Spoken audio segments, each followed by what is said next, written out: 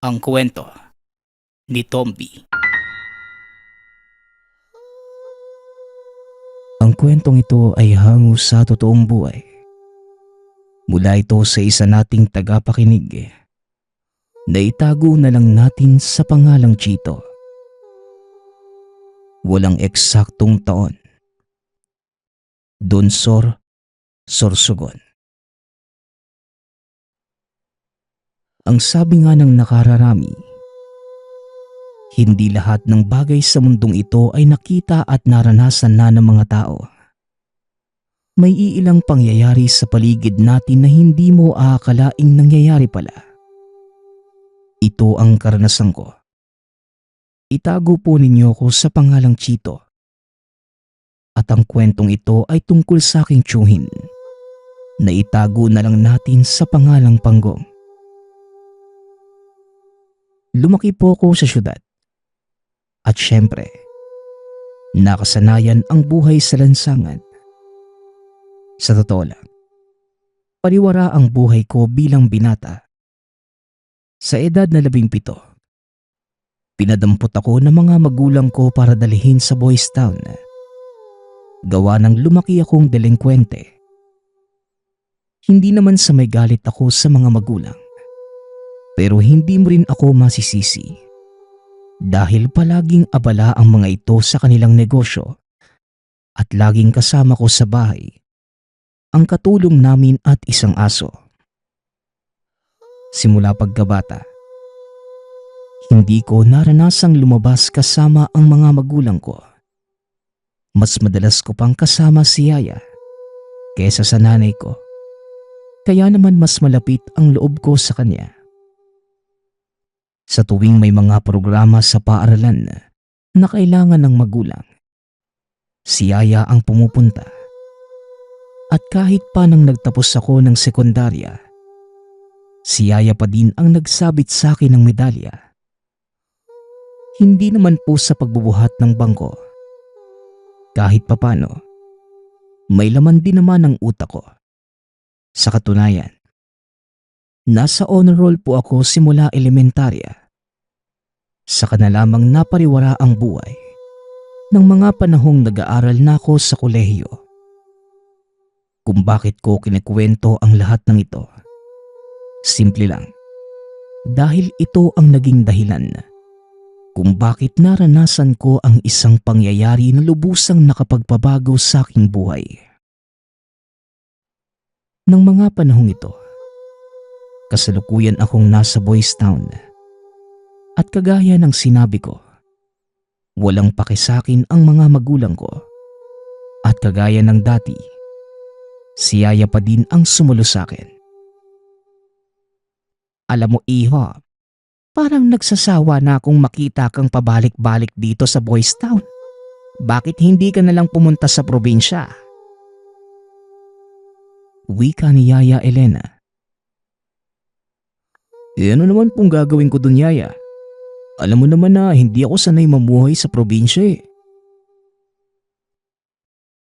Alam ko, pero malay mo, magbago ang pananaw mo sa buhay. Saka paraan na din yun para kahit papano, malayo ka sa mga magulang mo. Wala na kayong ginawa kundi magbangayan eh. Pero ang tanong, Yaya, papayag kaya sina Daddy at Mami? Papayag ang mga yon. Alam mo namang kapag ako ang nagsalita, pinapakinggan ng dalawang yon. Ako nang bahalang makipag-usap. O siya, iligpit mo na ang mga gamit mo nang makaalis na tayo dito. Pag-uusap namin ni Yaya Elena, dali-dali naman akong nagligpit. Dahil sa wakas, makakaalis na ako sa impyernong lugar na ito. Sa isip-isip ko, mas mabuti na nga lang sigurong doon ako sa probinsya. Si Yaya Elena, malayong kamag-anak nila Papa. Sa pagkakaalam ko, tiyahin niya ito sa pinsan. Pagkarating sa tahanan, nakita kong nakapamewang sa pinto si Papa. Hindi ko na ito pinansin dahil kagaya ng dati, Parang kriminal ang tingin nito sa akin. Talagang nawalan ka na ng respeto sa akin, Chito. Mas mabuti nga siguro ang sinabi ni Yaya Elena mo. Doon ka sa Sorsogon. May pakialam po ba kayo sa akin, Tay? Wala naman, hindi ba? Tama ka po. Mas mabuting ang lumayo na lang ako sa inyo ni Mama kaysa araw-araw na impyerno ang harapin ko. Tugon ko sa kanya. Hindi ko sinasadyang sagutin si Papa ng ganon. Siguro, dahil lamang sa galit. Kaya nasabi ko ang mga bagay na yon. Sumilip ako sa pinto ng kwarto. Nakita ko si Papang umiiyak. Bahagya akong nakaramdam ng pagsisisi sa sinabi ko. Pero wala eh. Nabitawan ko na ang masasakit na salitang yon. Kinabukasan, kaagad din naman kaming umalis ni Yaya papuntang Sorsogon. Hindi naman pinakita ni Mama at Papa na malungkot sila. Ramdam kong yon ang nararamdaman nila. At kahit papano, bago ko umalis, niyakap ako ni Nanay. Inihatid kami ni Papa sa estasyon ng bus. Kaagad na akong umakyat. Hindi ko na pinansin pa si Papa. Hindi dahil sa galit ako sa kanya, kundi nakokonsensya ako sa mga sinabi ko. At kahit paalis na ang bus, nanatili si Papa sa kanyang kinatatayuan. Nako iho, mahirap tiisin ng mga magulang mo, hindi ba? Pero kailangan, dahil lalala lamang ang sitwasyon. Tama po kayo, Yaya. Mas mabuti na din po siguro ang ganito para hindi na kami magkasakitan pa. Tama ang narinig niyo. Suwail po kong anak. Pero hindi ko alam na pagsisisihan ko ito dahil sa magiging karanasan ko sa probinsya. Mahaba-haba ang biyahe papunta sa lugar na yon at dahil hindi pamilyar sa akin, pakiramdam ko nasa ibang mundo na ako dahil sa ganda ng lugar. Bumaba kami sa estasyon ng Sorsogon. Mula doon ay sumakay naman kami ng tricycle. Papunta sa mismong baryo nila Yaya Elena. Habang nasa biyahe, bahagya akong nakaramdam ng takot. Na tila unti-unting nawawala ang koneksyon ko sa mundong nakasanayan. Ilang minuto pa ay dumating na kami sa lugar ni Yaya Elena. Kaagad sumalubong sa amin ang anak nito. Kinuha ang mga dala naming gamit. Matapos ay tumuloy na kami sa kanilang tahanan. Hindi kagaya ng bahay namin sa Maynila. Maliit lamang ang lugar. Ngunit napakaaliwalas at ramdam mo ang kapayapaan. Itinuro sa akin ni Yaya Elena ang magiging silid ko. Natuwa ko dahil napakaganda ng silid at kahit walang bentilador, napakalamig doon. Matapos kong isaayos ang mga gamit, lumabas ako ng silid upang kumain. Kakaiba ang mga pagkain doon dahil karamihan ay may gata. Ang pinakamasarap na natikman ko ay ginataang kuhol. Habang kumakain, nag-uusap sina Yaya Elena at ang anak nito.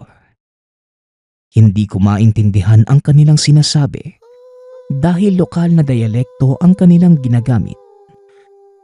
Ngunit napapansin kong panay ang lingon nila sa akin.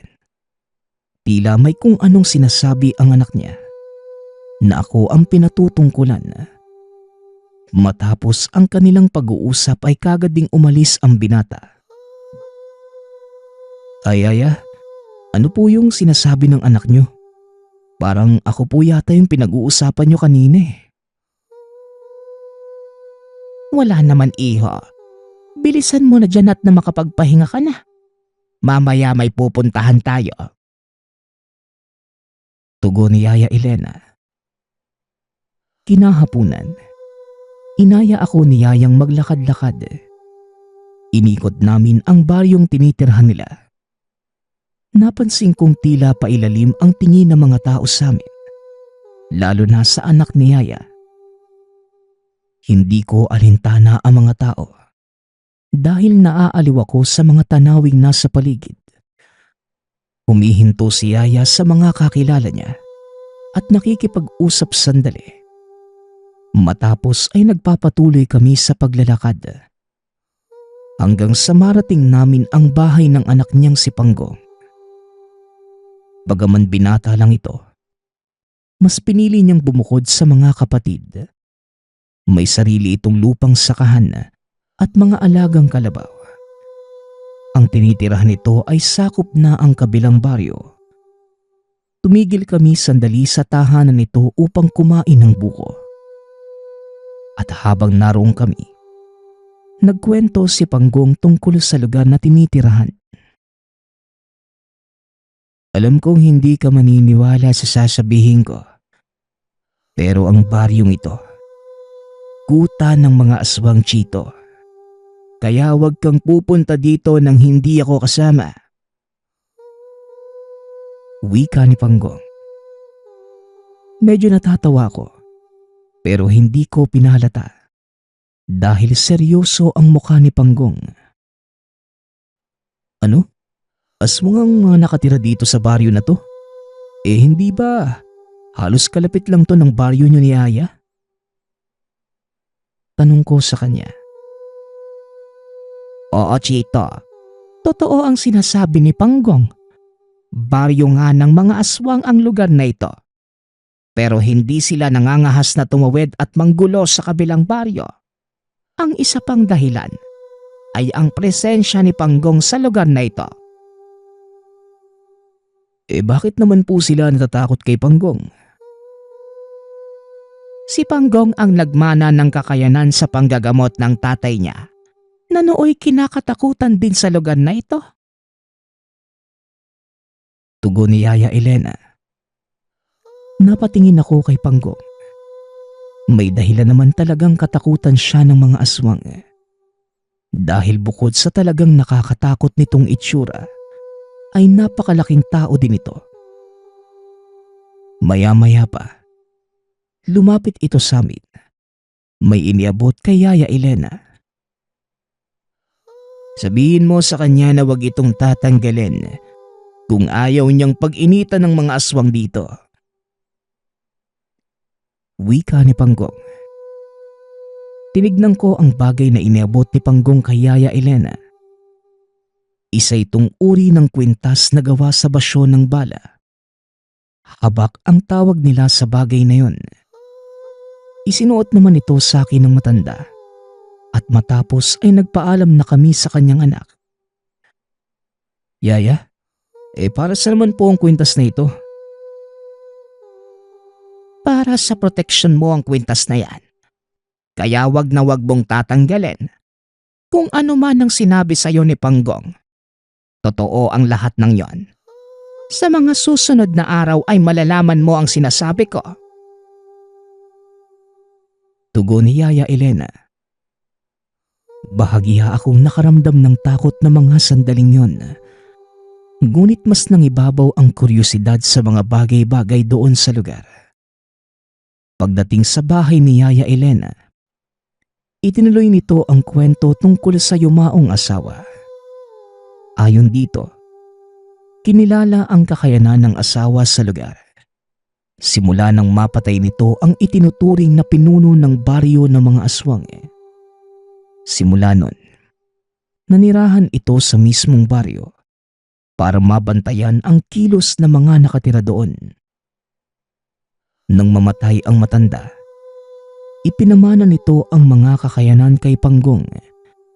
Ipinakita naman ng binata ang reputasyon bilang sunod na tagapagbantay. Kaya ba hindi umaalis si Panggong sa baryo na yon? Oo, iho. Tungkulin ni Panggong ang magbantay sa lugar na yon. Dahil hindi pwedeng walang tumingin sa mga nakatira doon. Pero hindi sa lahat ng oras, nababantayan niya ang mga ito. Marami pa din ang nakakalusot at gumagawa ng gulo sa paligid.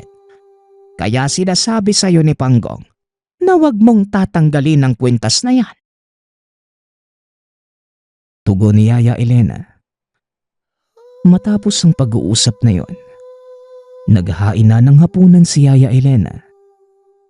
Habang kumakain kami, dumating ang ilan nilang kamag-anak upang mangamusta. Nauna na akong tumayo sa lamesa dahil hindi ko naman naiintindihan ang mga pinag-uusapan ng mga ito. At dahil maaga pa naman, naisipan kong tumambay muna sa bakuran sandali. Nanibago ko sa lugar dahil napakatahimik ng paligid. Taliwas sa nakasanayan kong buhay sa syudad. Nakaupo lang ako sa bangkong gawa sa kawayan habang nakatingala sa kalangitan. Ilang minuto din akong nakatulala nang biglang may kung anong aninong dumaan. Nagulat ako kaya naman napaupo ako ng maayos. Nanatili akong nakatingin sa langit. At sa pagkakataong yun, nakumpirma kong hindi ako namamalikmata. Isang malaking ibon ang dumaan sa bandang itaas ko. Bigla akong kinilabutan. Hindi makalis sa kinauupuan nang bigla akong hilahin ni Yaya Elena papasok ng tahanan. Hindi ba't sinabi ko sa'yong huwag kang lalabas ng bahay ng mag-isa? Chito, makinig ka. Dahil dito sa probinsya, hindi uubra ang katigasan ng ulo mo dito. Bakit po? Ano po bang nangyayari?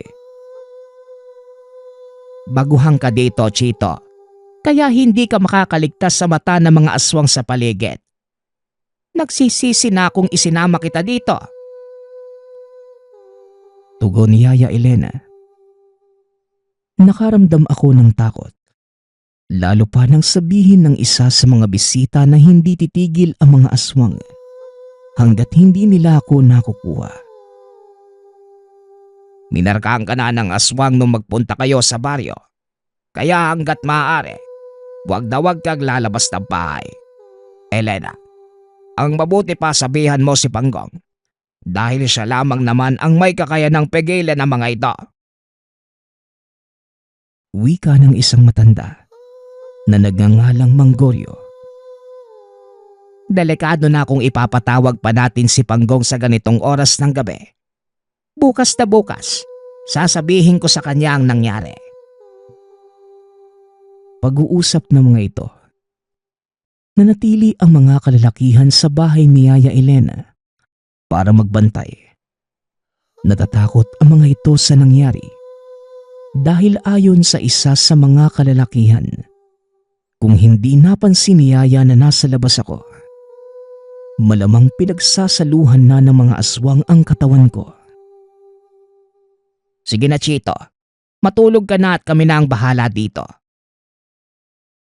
Wika ni Yaya Elena. Kaagad naman akong pumasok sa kwarto. Habang nakahiga, pinakikiramdaman ko ang paligid. Pinakikinggan ang mga ingay na gawa ng mga kulisap.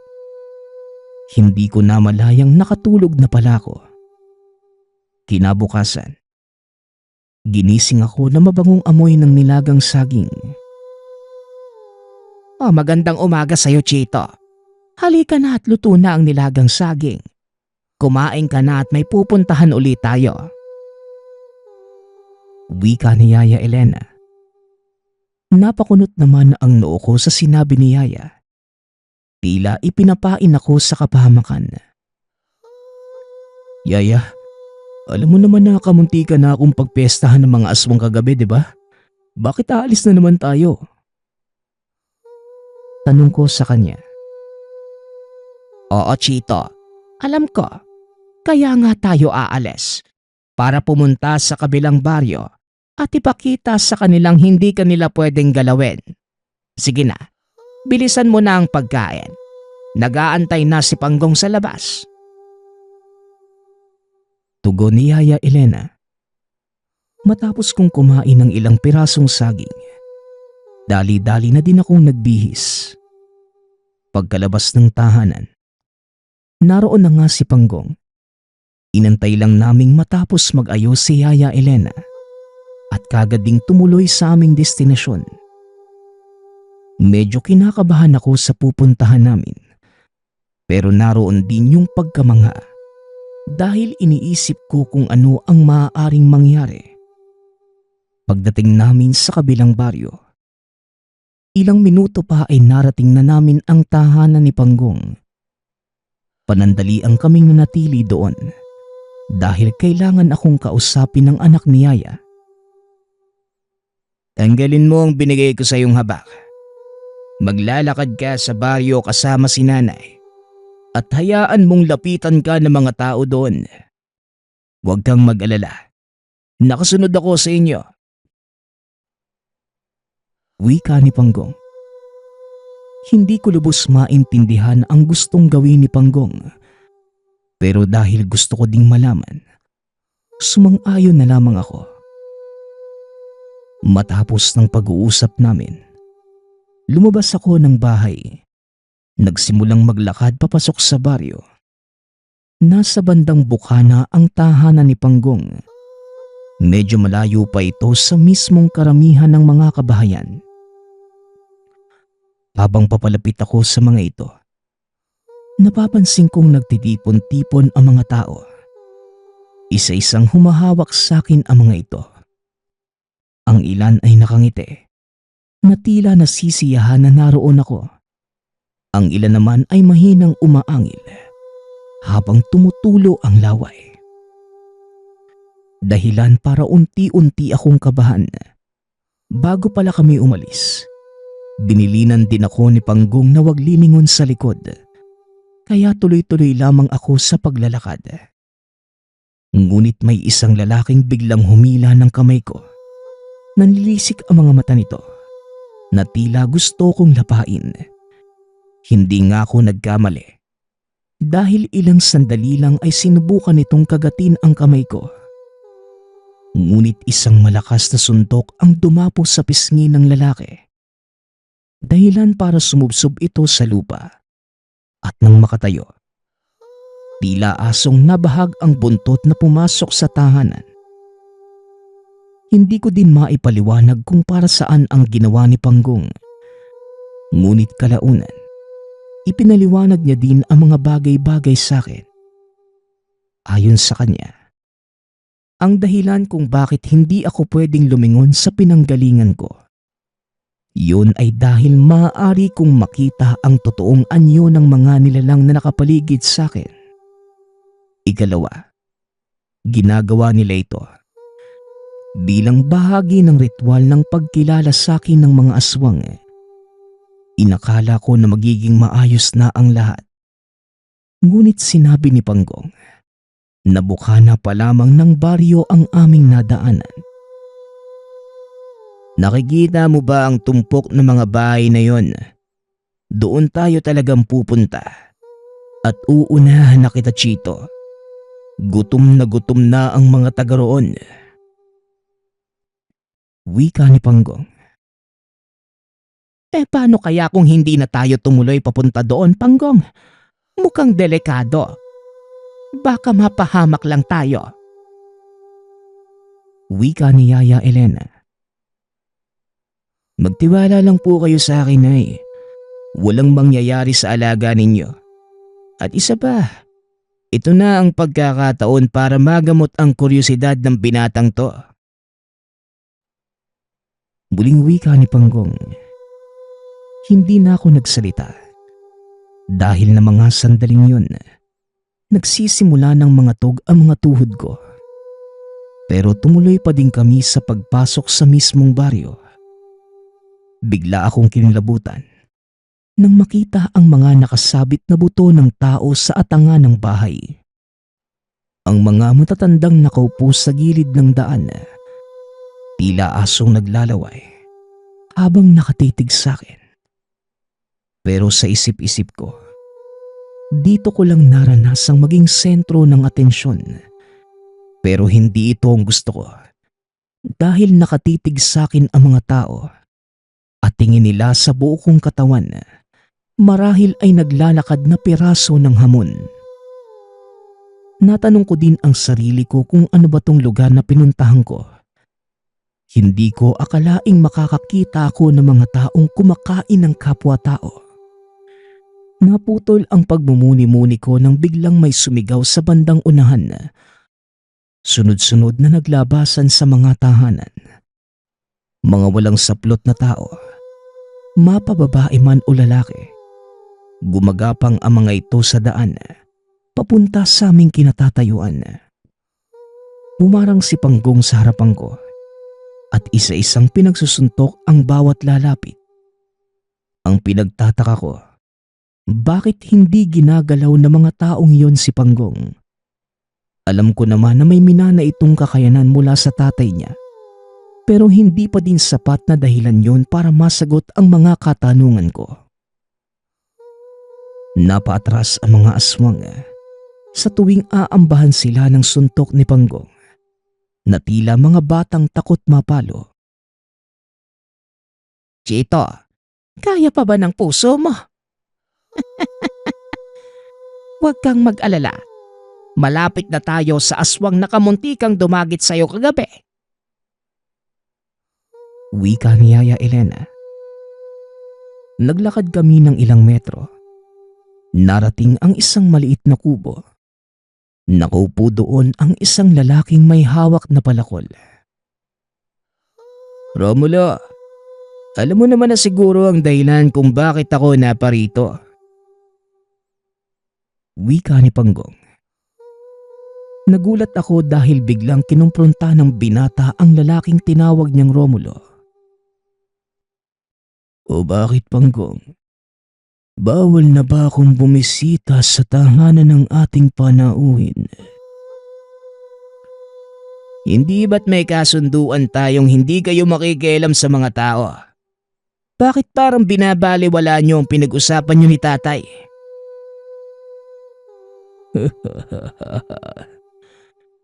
Wala na ang tatay mo.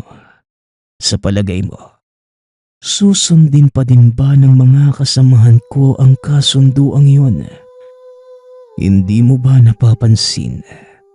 Sa palagay mo, kung susundin namin ang kasunduan, saan kami kukuha ng pagkain? Tanong ni Romulo kay Panggong. Bahagya akong napaatras. Tumayo si Romulo. Dala ang hawak nitong palakol.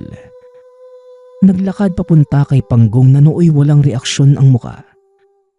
Mas malaki sa kanya ang taong yon at hindi hamak na mas malakas. Pero hindi ko naramdaman ang takot sa anak ni Yaya Elena. Ganun ba? Talagang babaliin niyo ang kasunduan niyo ni tatay? Kung yan ang gusto mong mangyari, sige, mag-aklas kayong lahat at sisiguraduhin kung wala ni isa sa inyo ang makakalabas ng buhay sa baryong ito. Wika ni Panggong. Nagulat ako sa naging banta ng binata. Hindi ko alam kung saan humuhugot ng katapangan ang binatang yun. Maging si Yaya Elena, tila kampante din sa mga nangyayari. Biglang nag-angat ng palakol si Romulo at akmang ihahambalos ito kay Panggong. Napatakip ako ng mata dahil alam kong siguradong biyak ang ulo nito sa oras na tamaan ng talim ng napakalaking palakol. Ngunit ilang segundo na ang nakalilipas. Tila hindi pa din ako nakakarinig ng anumang ingay. Kaya pinili kong dumilat para makita kung ano nga ba ang nangyari. Nagulat ako dahil hawak-hawak na ni Panggong ang palakol, habang si Romulo naman nakahandusay na sa lupa. Hindi ko alam kung anong ginawa nito, pero kahit papano nawala ang kaba ko sa pag-aakalang tapos na ang gulo. Lumapit ako kay Panggong. Ngunit itinulak ako nito pabalik. Nakita ko ang napakaraming mga tao na naglalakad papunta sa kinatatayuan nito. Diyan ka lang at manood ka kung paano kong didisiplinahin ng mga aswang na to. Wika ni Panggong. Matapos magsalita ay naglakad ito papunta sa mga tao. Nagsipagsugod ang mga ito. Ngunit kagad ding umatras dahil tila natakot. Itinaas ni Panggong ang kamay at biglang nagtakbuhan ang mga aswang palayo. Subukan niyo pa uling tumuntong sa kabilang baryo nang makita niyo ang hinahanap niyo. Sigaw ni Panggong. Hindi ako makapaniwalang napaatras nito ang napakadaming aswang. Matapos ay kagad din kaming umuwi. Nakikita mo na kung ano ang nagagawa ng disiplina sa pagkatao, Chito. Si Panggong. Matagal na sinanay ng kanyang ama at ito ang naging bunga ng kanyang pagsasanay. Wika ni Yaya Elena. Hindi ko inakalang masasaksihan ko ang ganitong pangyayari. Nani sa hinagap, hindi ko inakalang totoo. Bigla kong naalala sina mama at papa. Napagtanto ang pagkukulang ko sa kanila. Kinabukasan, kagad kong inayang umuwi si Yaya Elena. Dali-dali naman itong pumayag. Matapos ang napakahabang biyahe, pakiramdam ko ay nakabalik ako sa dati kong sarili. Maniwala man kayo sa hindi, una kong nilapitan ay ang aking ama. Humingi ako ng tawad sa lahat ng mga sinabi ko sa kanya. Ganon din ang ginawa ni Papa. Hindi ko akalaing ibababa nito ang sarili para lamang maayos ang gusot naming mag-ama. Naging malaking inspirasyon sa akin si Panggong, maging ang kanyang yumaong ama. Kahit si Yaya Elena, nagulat sa naging pagbabago ko. Itinuloy ko ang pag-aaral at sa wakas, nakapagtapos ako ng kolehiyo. Hindi ko akalaing magiging inspirasyon ko ang isang lalaki. Bertudes sa baryo ng mga aswang. Ang susunod nating kwento ay mula sa isa nating tagapakinig. Naitago na lang natin sa pangalang Undoy. Taong 1998. Probinsya ng Capiz. Madalas ka bang maligaw o mapadpad sa isang lugar na hindi naman pamilyar sa'yo? Ano kaya ang gagawin mo kung mapadpad ka sa baryo ng mga aswang? Handa ka bang makipaglaban para sa iyong buhay? O hahayaan na lamang kung ano ang iyong kapalaran? Ang kwentong tampok sa araw na ito, mula sa isang binata na tawagin na lang natin sa pangalang Undoy. Ayon sa kanya, ang kwentong binabahagi ay personal na karanasan ng kanyang lolo Romel. Naikwento nito ang bagay na yon noong wala pa itong sakit at malakas pa. Ayon kay Undoy, merong banda ang lolo at tumutugtog ito noong araw. Nangyari ang karanasan na yon kay Romel noong binata pa ito. Kasagsagan ng kanilang pag-uumpisa sa banda. Kaya naman babalikan natin ang panahong noong binata pa si Romel. Laki sa simpleng pamumuhay. Meron itong lolo na isang albularyo kaya naman may kaalaman sa lihim na karunungan ang binata. Ngunit hindi ito sumunod sa landas ng ama dahil mas gusto ni Romel ng tahimik na buhay. Ayan ka na naman sa kanta at banda mo na yan. Wala namang kayong patutunguhan dyan kundi gastos lang. Wika ni Ilyo, tatay ni Romel. Pero tay, dito po ako masaya eh. Mahal ko ang musika at sana naman suportahan mo ko sa gusto ko. Tugon ni Romel. Masaya ka nga, pero hindi ka naman kumikita dyan. Tsaka puro ka lang paluwal.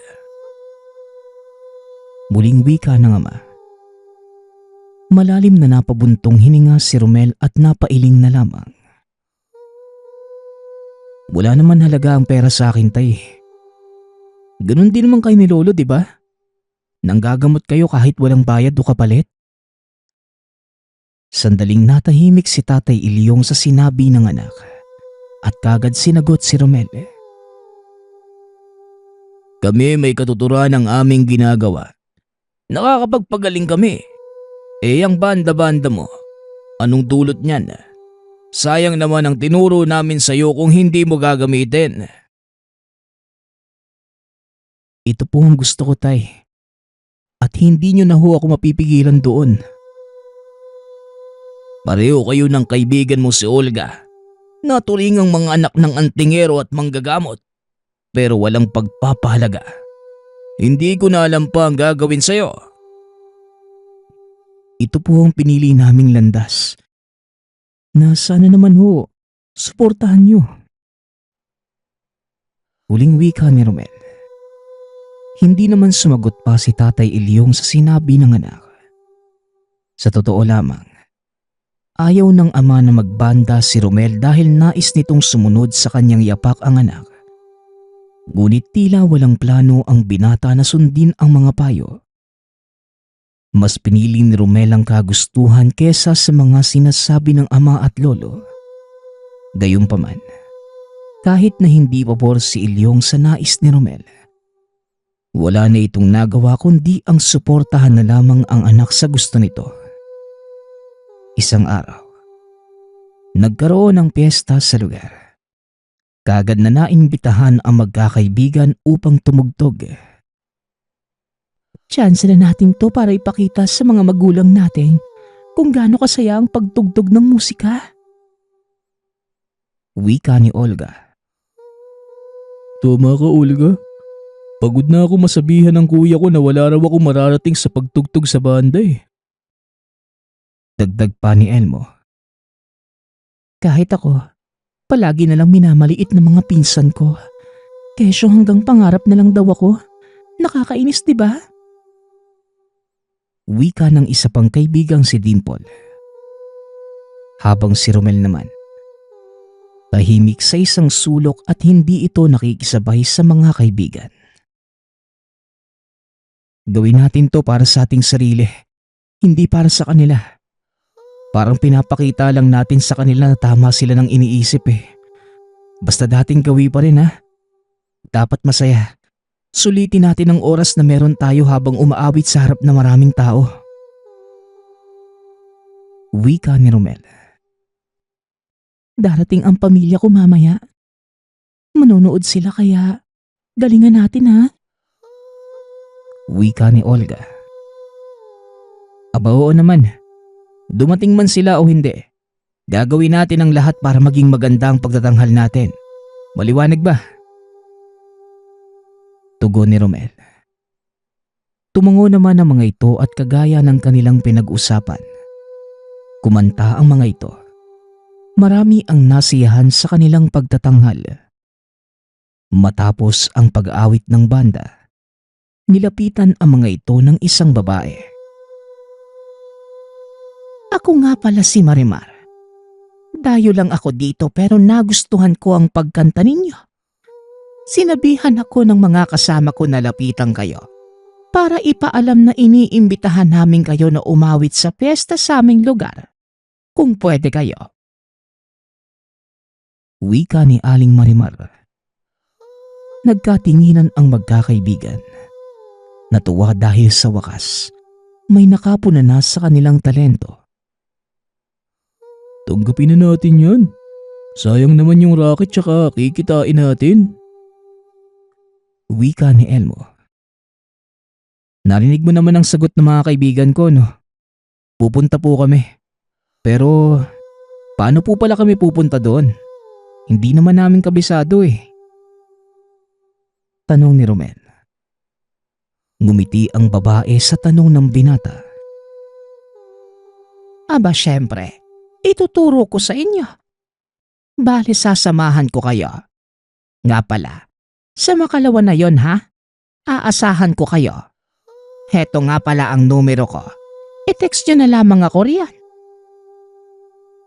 Wika ni Aling Marimar. Tumango naman ang magkakaibigan. Tuwang-tuwa ang mga ito ngunit si Romel ay tila may agam-agam.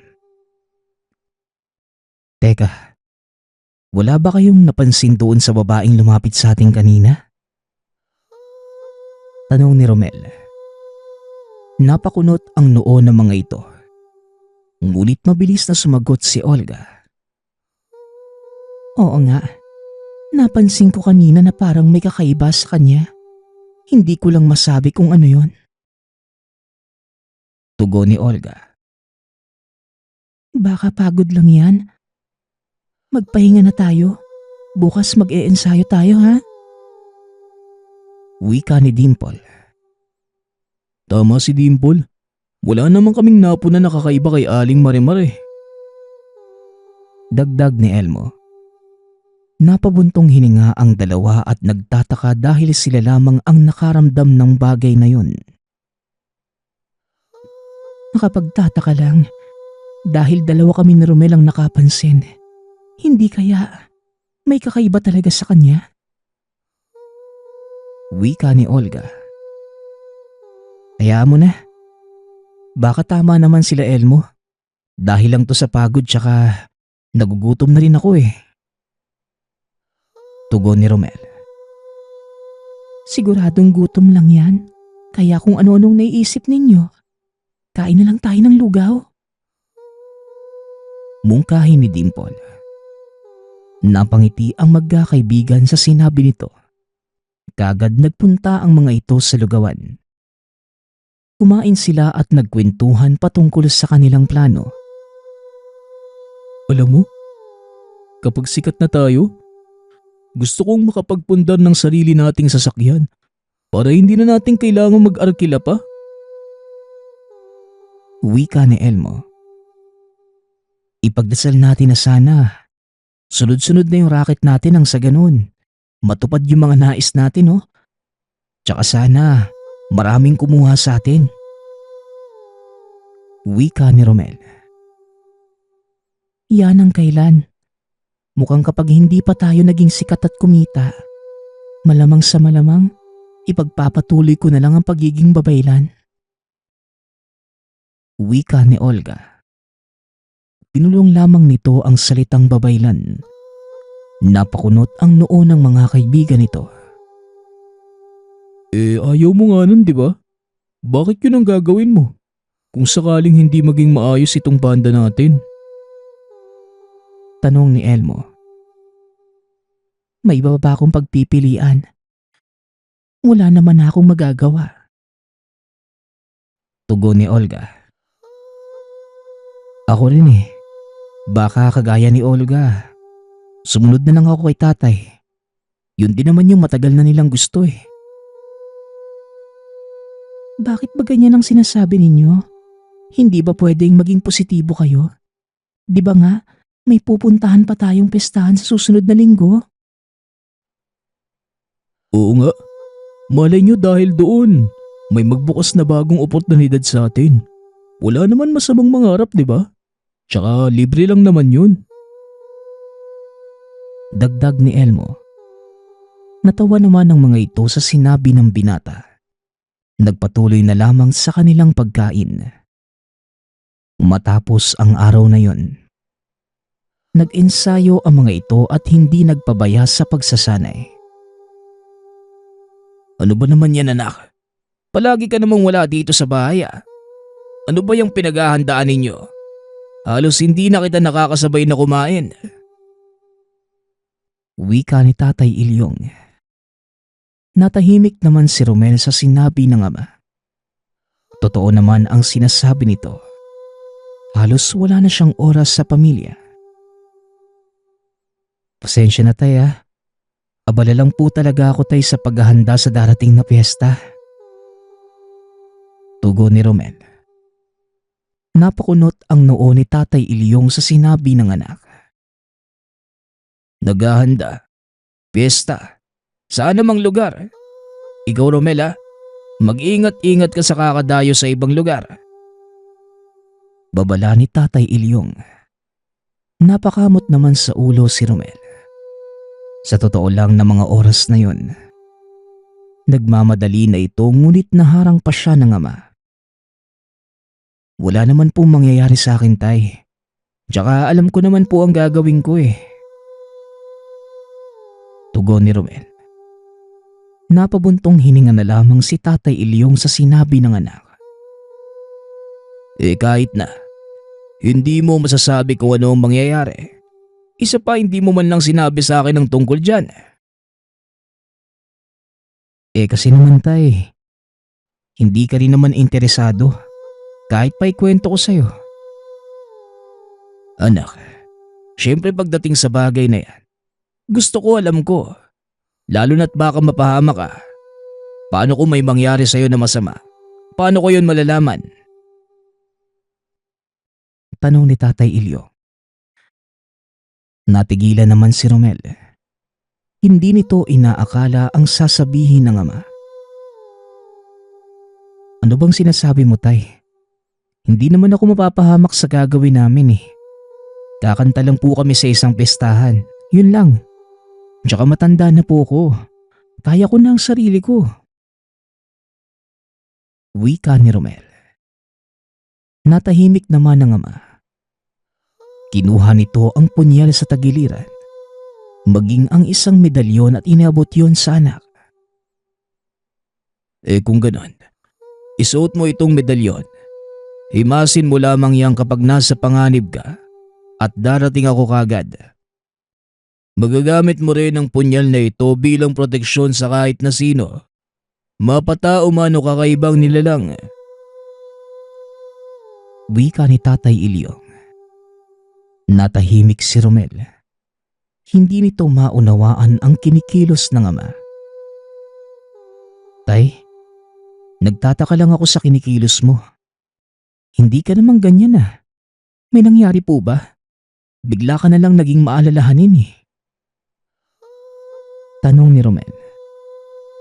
Sandaling natahimik si Tatay Ilyong. Nakakita ako ng pangitain na mapapahama kayong magkakaibigan at ayokong mangyari yun. Wika ni Ilyong. Tay naman, walang mangyayari sa aking masama. Alam mo naman na kaya ko ang sarili ko eh. Tatay mo ko, Romel. Kaya hindi mo ako masisisi na mag-alala sa'yo. Alam natin pareho na kahit kailan, hindi ako nagkamali sa mga pangitaing nakikita ko. Wika ni Tatay Ilyong. Napabuntong hininga na lamang si Romel. Kinuha ang binibigay sa kanya ng ama. Sige na po, Tay. Kailangan ko na pong umalis eh. May gagawin pa po ako. Mag-iingat po ako kaya huwag kang mag-alala. Wika ni Romel. Napatango na lamang si Tatay Ilyong. Ngunit simula ng araw na yon, palagi na nitong sinusundan ang anak saan man ito magpunta. Pagkarating sa lugar ng ensayo, nagsisimula na sa pag-iensayo ang mga kaibigan ni Romel. Kaagad naman siyang pinuna ng mga ito. Oh, bakit ngayon ka lang? Kanina pa kami nagsimulang mag-ensayo eh. Wika ni Elmo. Napabuntong hininga naman si Romel sa sinabi ng kaibigan. Si tatay kasi, sinermonan pa ako tapos sinabi niyang nagkaroon daw siya ng pangitain. Tugon ni Romel. Natahimik ang mga ito at umupo sa tabi ng binata. Ano daw ang nakita ni Mang Ilyong? Di ba? Hindi pa yun nagkakamali? Tanong ni Olga. Ang sabi ni tatay, mapapahamak daw tayo. Kaya nga gusto niyang tumigil ako pero pakiramdam ko, gusto niya lang talagang patigilin ako eh. Kaya niya sinasabi ang mga bagay na yon. Tugon ni Romel. Paano kung tama yung tatay mo? Paano kung hindi niya gawa-gawa yun? Anong mangyayari? Tanong ni Dimple.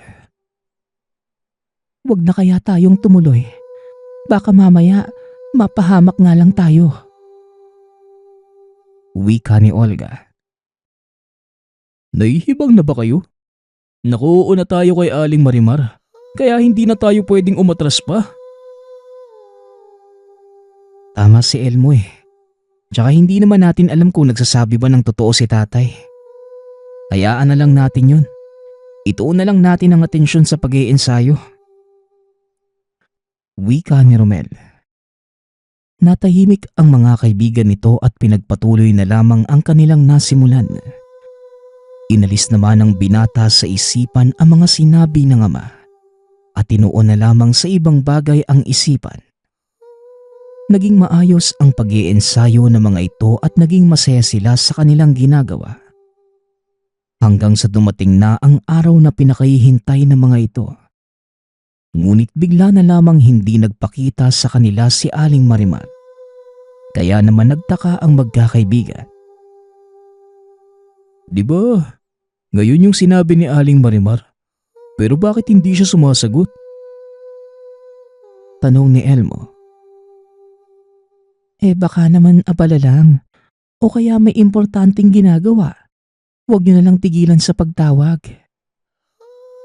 Tugon ni Olga. Hindi rin kasi siya sumasagot kahapon sa tawag ko, kaya nagtataka na ako eh. Wika ni Dimple. Natahimik ang magkakaibigan at kinulit pa rin ng mga ito si Aling Marimar. Lalo na't nakaayos na silang lahat. Hanggang sa sumapit na ang gabi, hindi pa rin nagpaparamdam ang matanda. Baka pinaglaruan at pinaasa lang tayo ni Aling Marimar ah. Sayang yung oras natin. Hayaan yun. Wala na tayong magagawa dyan. Ang mahalaga, nakapag-ensayo tayo at handa na kung sakali may kumuha pa sa atin, di ba? Tugon ni Romel. Nagpa siya ang magkakaibigan na umuwi na lamang at labis na lungkot ang naramdaman ng mga ito dahil sa nangyari. Oh, anong nangyari sa lakad ninyo? Akala ko ba may racket kayo ngayon? Tanong ni Tatay Ilyong. Hindi nga po natuloy tay. Hindi na sumagot pa sa tawag namin yung kumuha sa amin. Tugon ni Romel. Ayan na nga bang sinasabi ko eh. Sayang lang sa oras at pagod. Pero ang malaga, maayos ang kalagayan mo. May gusto ka bang kainin? Lulutuin ko kagad. Gusto ko sana ng sinigang na hipon tay. Pwede niyo po ba akong lutuan?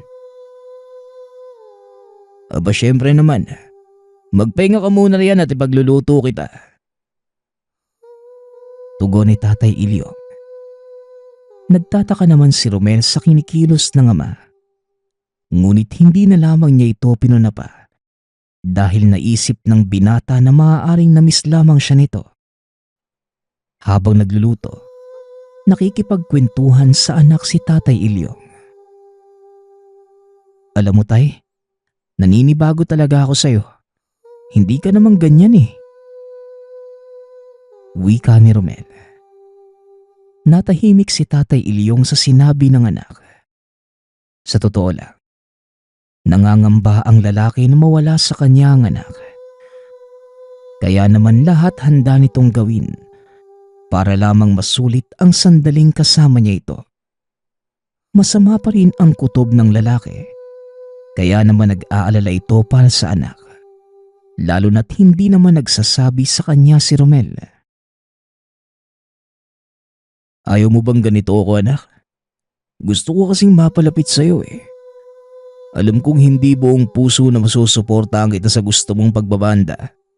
Pero pinipilit ko ang sarili kong unawain ka. Dahil ako na lang ang pamilya na meron ka. Wala na ang lolo mo at wala na rin ang nanay mo.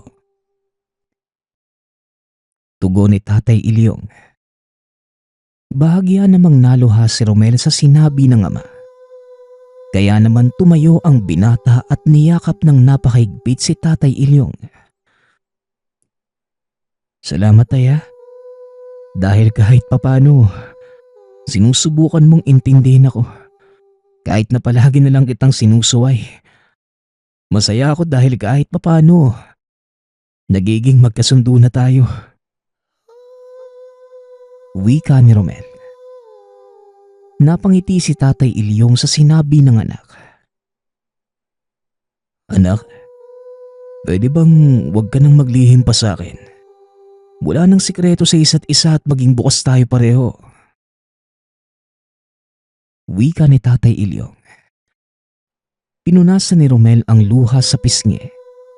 Kagad itong tumango. Kung yan po ang gusto mo tay, gagawin ko. Pasensya na kung hindi kita nasunod ha. Hindi ako sumunod sa yapak mo at mas piniling sundin ang kagustuhan ko.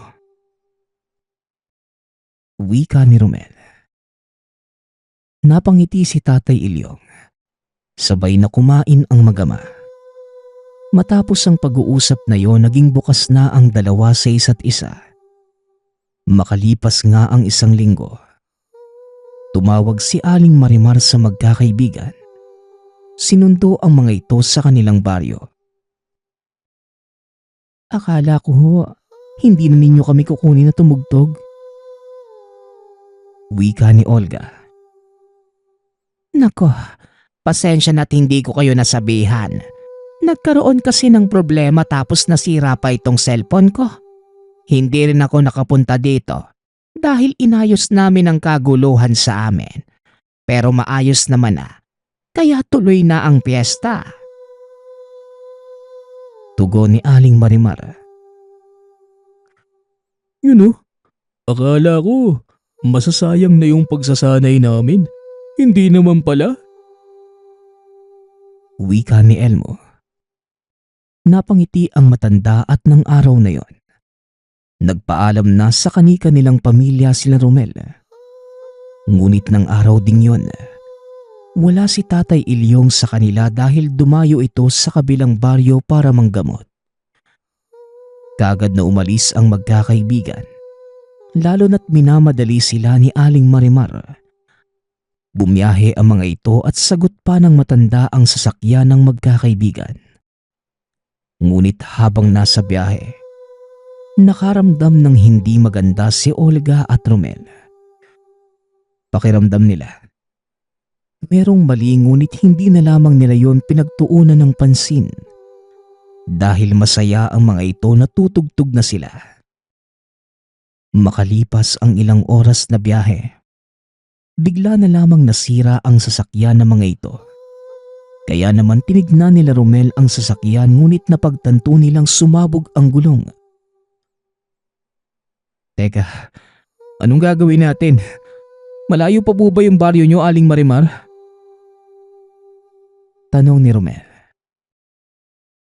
Nako iho, malapit na lang. Kaya mas mainam na lakari na lang natin. Tugon ni Aling Marimar. Yun naman pala eh. Tara na, lakari na lang natin para naman makarating na tayo. Wika ni Dimple. Gagad na dinampot ng mga ito ang kanilang mga gagamitin. Labis na tuwa ang kanilang naramdaman. Lingid sa kalaman ng magkakaibigan. Nahulog na sila sa patibong ni Aling Marimar. Dahil isa itong aswang. Ilang sandali ang lumipas. Nakarating sa tila lumang baryo ang magkakaibigan. Sinalubong pa ang mga ito ng nagpakilalang kapitan. Malugod na tinanggap ang magkakaibigan at labis ang sayang naramdaman ng mga ito. Maupo muna kayo riyan. Sigurado kong napagod kayo at nagugutom dahil may kalayuan din ang nilakad natin. Wika ni Aling Marimar. Naku, ayos lang po. Ikaw nga ang dapat magpahinga, Aling Marimar. Kasi mukhang napagod ka kanina eh. Tugon ni Elmo. Kaya nga po, tapos sinundo mo pa kami sa baryo. Dagdag ni Dimple. Napangiti naman si Aling Marimar at umiling. Ay nako, sanay na ako sa ganito. Araw-araw binabaybay ko ang ilog at bundok para lang kumita ng pera at makakuha ng pagkain. Wika ni Aling Marimar. Namangha ang magkakaibigan sa sinabi ng matanda. Ngunit hindi nila alam. Pinapaniwala lamang sila ng matanda sa kasinungalingan. Dahil silang magkakaibigan ang gagawin nitong handa sa piyesta. Napakasipag mo naman, Aling Marimar. Nga pala, anong oras po magsisimula ang piyesta? Para po mahanda namin yung mga gamit. Tanong ni Romel. Nako, nakausap ko si Kapitan. Bukas na raw itutuloy ang piyesta dahil marami pang dapat ayusin. Pero wag kayong mag-alala dahil meron naman kayong tutuluyan. O sige, dyan na muna kayo. Ikukuha ko lang kayo ng makakain at maiinom. Tugon ni Aling Marimar. Kaagad na umalis ang matanda. Inayos naman na magkakaibigan ang kanilang mga gamit. Kakaiba yung mga tao dito, no? Hindi tumitingin sa mata kapag nakikipag-usap. Hindi ako sanay ng ganun Wika ni Olga. Napansin naman ni Romel na tama ang sinabi ng kaibigan. Kaya naman naging mapagmasid ang binata sa paligid. Ilang sandali pa ang lumipas. Bumalik si Aling Marimar. Bit-bit ang kanilang mga pagkain ngunit nang amuyin ng binata ang pagkain.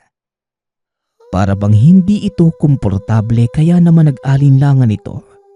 Nakagad namang napuna ng matanda. Huwag kayong mag-alala dahil hindi naman namin kayo lalasunin. Wika ni Aling Marimar. Napakamot naman sa ulo si Romel. Bahagyang nahiya kaya naman kagad na kinain ito ang hinain sa kanila. Maya-maya pa, inihatid ni Aling Marimar ang magkakaibigan sa kanilang tutuluyan. Salamat po sa mainit niyong pagtanggap sa amin. Wika ni Dimple. Tumango lamang si Aling Marimar at iniwan ang magkakaibigan. Nagkwentuhan pa ang mga ito hanggang sa tuluyang nakatulog. Ngunit sa kalagitnaan ng kanilang mahimbing na pagtulog, nakarinig sila Romel ng ingay sa labas ng kanilang tinutuluyan. Teka, naririnig niyo ba yun? Parang kakaibang tunog yun mula sa iba't ibang hayop. Wika ni Olga. Kinabahan na ang magkakaibigan at sumenya si Romel sa mga ito na huwag mag-iingay. Dali-daling sumilip si Romel sa siwang ng bintana. Dito niya nakumpirma na tama ang hinala ni Olga. Walang iya. Napadpad nga tayo sa baryo ng mga aswang. Wika ni Romel. Dali-daling kumilos ang magkakaibigan. Lumabas sa loob ng bahay.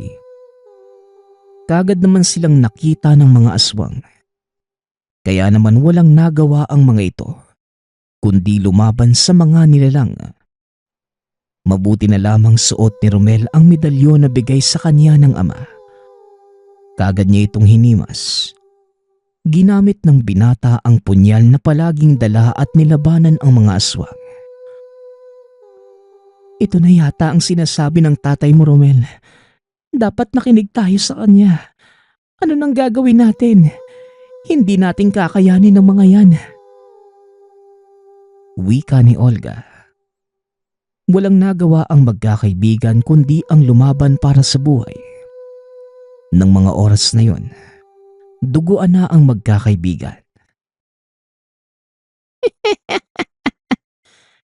Huwag na kayong manlaban pa. Dahil kayo ang magiging handa namin sa aming piyesta. Wika ni Aling Marimar. Napaatras ang magkakaibigan dahil wala na silang mapupuntahan pa. Ngunit ilang sandali ang lumipas. Bigla na lamang bumulagtas sa lupa ang mga aswang. Laking pasasalamat ni Romel nang makita ang ama. Sa tingin mo, hayaan kitang paslanghin ng anak ko.